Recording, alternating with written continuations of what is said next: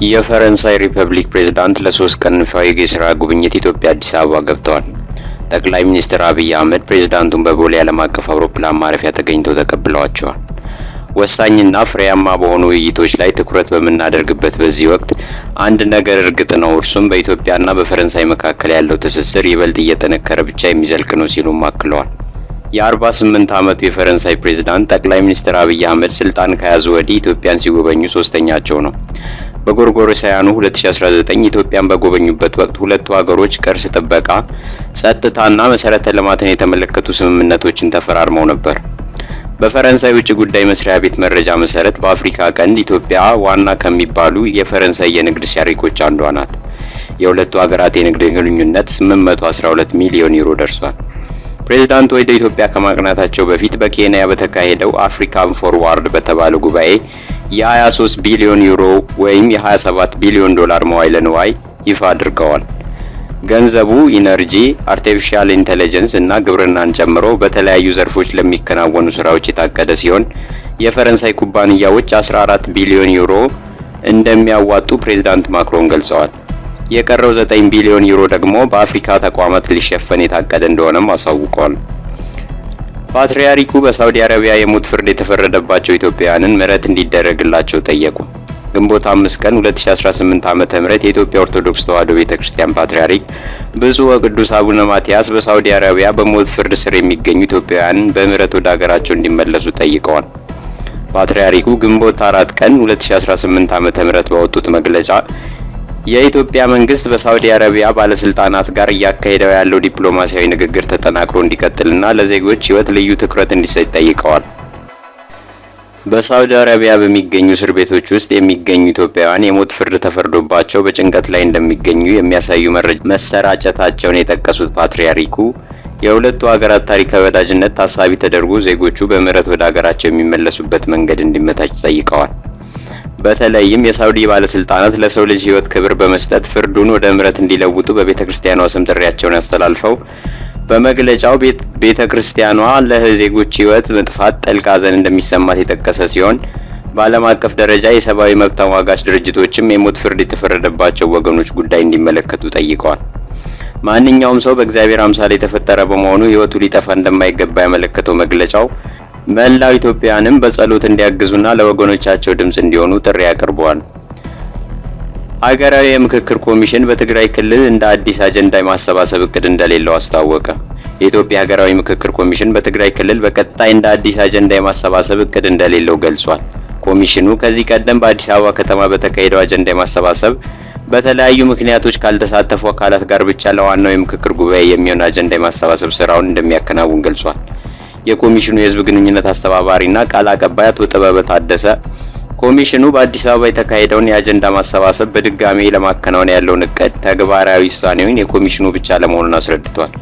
በክልሉ የሚንቀሳቀሱ ታጣቂዎች በምክክር ሂደቱ እንዲሳተፉ ጥረት እየተደረገ መሆኑን የገለጹት አቶ ጥበብ በተለይም ከመንግስት ጋር የሰላም ስምምነት ካደረጉ አካላት ጋር የአጀንዳ ማሰባሰብ ሂደቱ መቀጠሉን ተናግረዋል።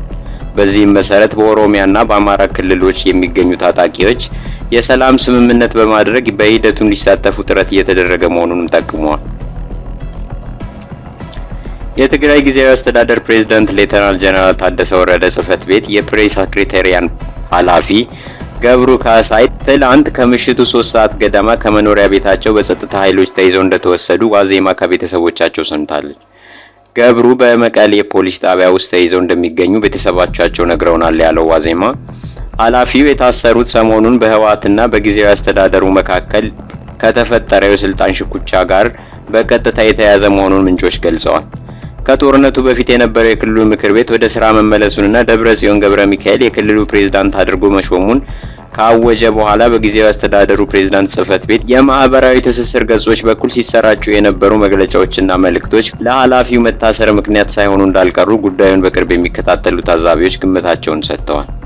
በአዲስ አበባ ከተማ አስተዳደር የጉለሌ ክፍለ ከተማ በወረዳ 1 ሽሮ ሜዳ አካባቢ በአንድ የፖሊስ አባል እጅ ህይወቱ ያለፈው አቶ ተገኝ ባልቻ ቤተሰቦች የመኖሪያ ቤትና የመስሪያ ቦታ መስጠቱን የሟች ቤተሰቦችም ቁልፍ መረከባቸውን አስታወቀ። ለሟች ቤተሰብ አስፈላጊውን ድጋፍ ለማድረግ ቃል ገብቼ ነበር ያለው ክፍለ ከተማው በዚሁ መሰረት ለአቶ ተገኝ ባልቻ ቤተሰብ የመኖሪያ ቤትና የመስሪያ ቦታ የሀገር ሽማግሌዎች ባሉበት አስረክብ ያለው ሲል ገልጿል።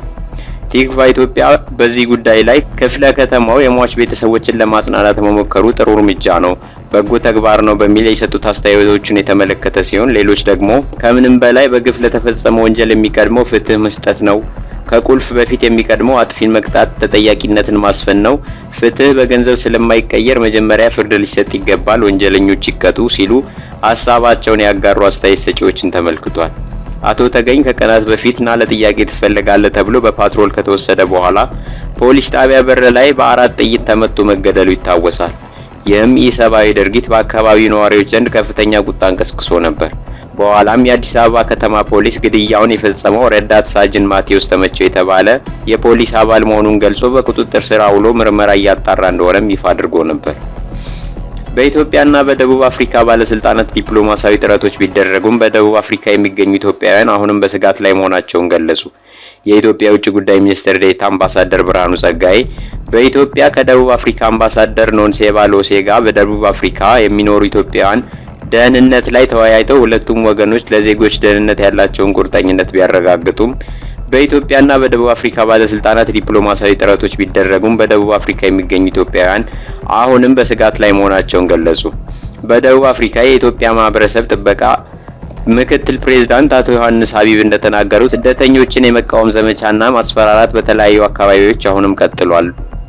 የውጭ ዜጎችን የማግለል ወይም ዜኖፎቢያ እንቅስቃሴዎች ቀጥለዋል። ኢትዮጵያውያንም አሁንም በስጋት ላይ ናቸው ሲሉ አቶ ዮሐንስ ገልጸዋል። የሱዳን ጦር በኢትዮጵያ ድንበር አቅራቢያ የምትገኘውን ስትራቴጂካዊቷን የብሉ ናይል ከተማ ዳግም መቆጣጠሩን አስታወቀ። የሱዳን ጦር ከፈጥኖ